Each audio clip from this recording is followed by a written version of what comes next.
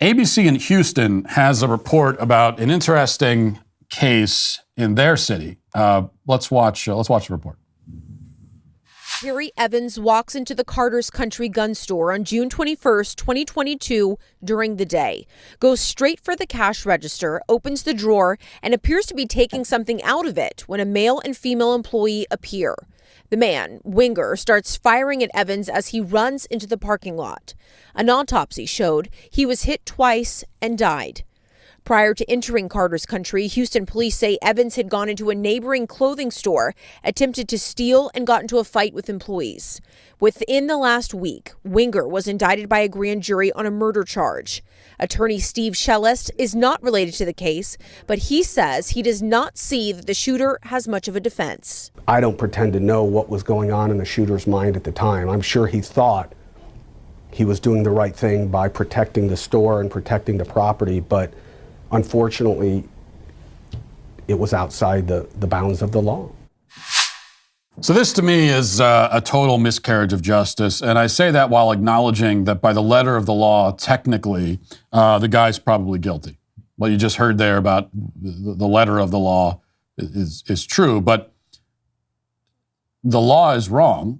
And anyway, we also know that people who are definitely guilty of all kinds of crimes are let off the hook all the time.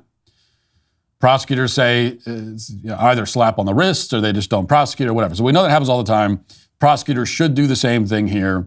They're not doing it because they're more interested in going after guys like this than going after actual perpetual criminals like the guy that was killed here. Because the fact is that a person, and I'm not talking about the letter of the law. I'm talking about just what is actually right and what is morally right.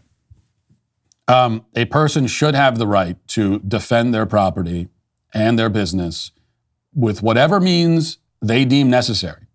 It would be very good to live in a society where criminals are afraid to steal because they know they might be killed. That would be a good thing. If you have criminals who are on the verge of potentially committing a crime like this, and they stop themselves because they say, I don't know, I don't want to get shot and killed, that's a good thing. That is a sign of a healthy and well-ordered society. It's how it should be. Don't want to get shot? Don't steal. That's all. It's not complicated. It's not a complicated thing. That's why there's no injustice to my mind. There's injustice in how this employee is being treated, but in his response, shooting the other guy, that's not unjust. He didn't go find this guy while he was sitting down for lunch somewhere and kill him. The guy came in, decided to steal. If you didn't do that, you wouldn't get shot. Simple equation. And if you steal, you deserve whatever happens as a result. There are people who say, well, he stole, he doesn't deserve to die over that. Yeah, he does. He actually does. You made that decision. You have no right to do that. You have no right to do it. You have no right to just walk into a store and take from the cash register. You don't have any right to do that. And you're doing something you have no right to do. And so your own rights have been suspended in that moment. I mean, you have forfeited your own rights by doing something you have no right to do. And whatever happens as a result, you deserve. You do deserve it. And this should be the logic of the justice system.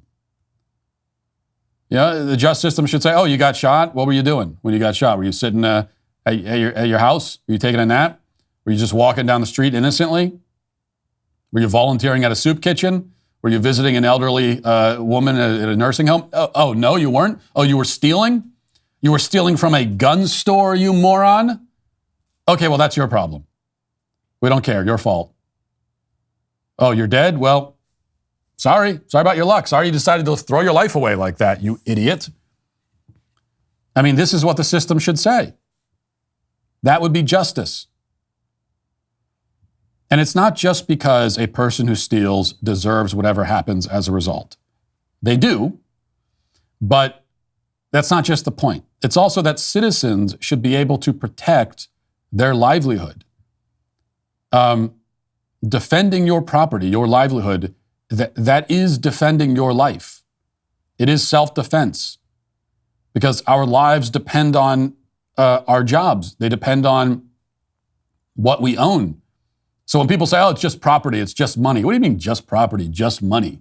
What are you talking about? Your life depends on that. Your life depends on your property. It depends on your money. If you don't have any property or any money, then you are very vulnerable to all kinds of things. So your life depends on it. And you should have the right to defend your property. And the person stealing it, as far as I'm concerned, has no rights. That's the way it should work. And you shouldn't have to justify it. It shouldn't be up to anyone else to come in Monday morning quarterbacking after the fact and say, well, you didn't technically need that property. You could have been fine without it. Who are you to say I could have been fine without it? It's not your property. It's not your decision to make. I don't care what your opinion is. This is mine. It's mine. It's not yours. Don't take it. Don't want to get shot? Don't take it. So what I always ask in these situations is, what is the slippery slope in either direction? Okay, I mean, if you think about it, what if, let's just say, in my fantasy scenario, which I know is not the country we live in, but I think it should be. So what if we were to grant basically total leeway to the victims of robberies and thefts? And what if we were to say, hey, if someone steals from you, then through the whole act of stealing, even while they're running away, you have the right to do whatever you need to do to recover your property. Okay, now I'm not saying that if someone tries to steal from you and you recover your property and then they run away, that you can hunt them down the next day in an act of vengeance and just kill them while they're sitting on their front porch. That obviously would not be okay, because but through the whole act of stealing, the whole act, whether they're coming after you or they're not, whether they have a gun or they don't, through the whole act of stealing, you have the right, just do whatever you need to do to get your property back. That person is doing something they have no right to do. They've forfeited their own rights in the process. They've made that decision. It's completely on them. It's not anyone else's fault but theirs. And so do what you need to do to get your property back. And if you do that, we're gonna look the other way. We're gonna do everything in our power to be as lenient on you as possible. What if we were to say that as a society? What's the slippery slope? Like, what ends up happening? How does that harm us? Worst case, we end up with a lot of dead thieves. And there are many people who would say, I don't know if that's really a worst case, but that is the worst. However you look at it, that's the worst case. You end up with a lot of dead thieves. Really, best case scenario is you don't end up with a lot of dead thieves. I mean, I don't want to see people dead no matter one way or another. I'd prefer if nobody was shot. I'd love to live in a world where it's never necessary to shoot anybody. That's what I would prefer, to live in a utopia. We don't. But best case to me, so worst case, a lot of dead thieves. Best case is that you don't end up with a lot of dead thieves and robbers because people decide not to do that in the first place, knowing that their own life is at risk. And knowing that if they do this, the justice system will be entirely on the victim's side. And so they're going to be screwed. Because either they're going to get shot and killed in the process, or they're going to survive and they're going to get the book thrown at them by the justice system when they're prosecuted for being a thief. Grand Canyon University is an affordable private Christian university based in Phoenix, Arizona. They're dedicated to making education fit into your already busy schedule, which is why they offer 270 of their academic programs online. From scholarship to academic support, GCU's graduation team provides you with the personal support you need to obtain your goals. GCU's online programs offer you the freedom to earn your degree on your own time from wherever you are. GCU is praised for its culture of community, giving, and impact. They integrate the free market system and a welcoming Christian worldview into all of their academic programs. Achieve your goals with a personalized plan and a supportive team behind you.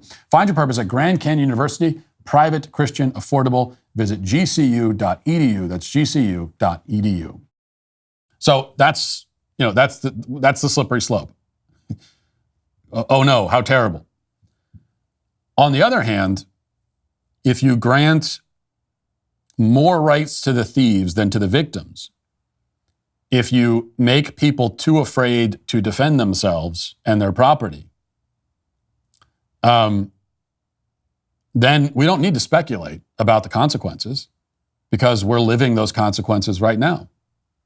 We all know what happens, right? We know what the slippery slope scenario is in that case.